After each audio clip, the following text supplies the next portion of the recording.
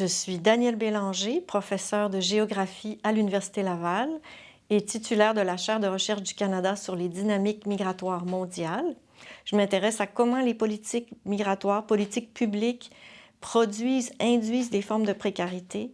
Et donc, pour moi, ma mission, c'est de mettre à jour ces effets et ces formes de précarité afin d'attirer l'attention sur ce que vivent les personnes.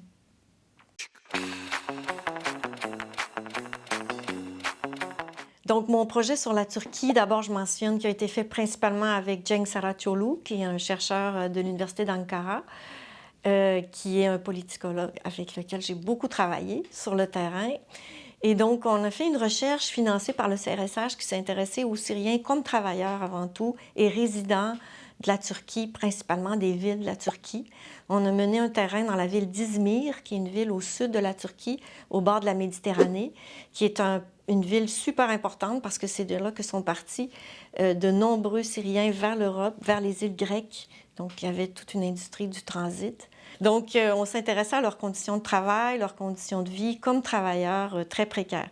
Donc, ce qu'on a montré à travers plusieurs articles, c'est comment finalement la gouvernance des réfugiés syriens, quand on aborde le tout d'une perspective étude des réfugiés, c'est beaucoup le rapport à l'État qui compte. Donc, quel statut on donne aux personnes, quels droits.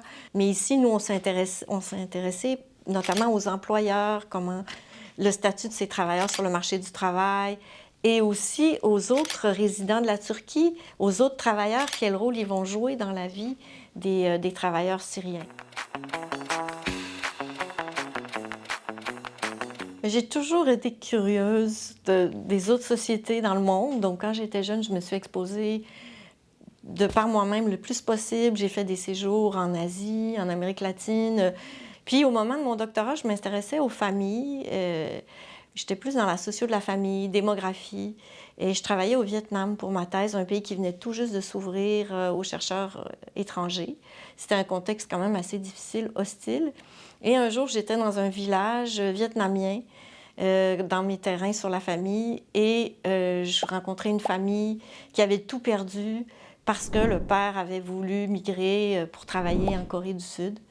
Et je réalisais aussi à quel point les migrations faisaient partie des stratégies familiales dans l'histoire de ce pays, bien sûr, qu'on connaît. Et c'est là que je me suis dit, c'est mon sujet. Pour moi, mon but, c'est vraiment de transmettre à mes étudiants et étudiantes un humanisme, une vision humaniste de la migration, des migrations, parce que les étudiants et étudiantes sont sujets à tellement de discours déshumanisants. Pour moi, chaque année d'étudiants au bac, c'est une nouvelle cohorte.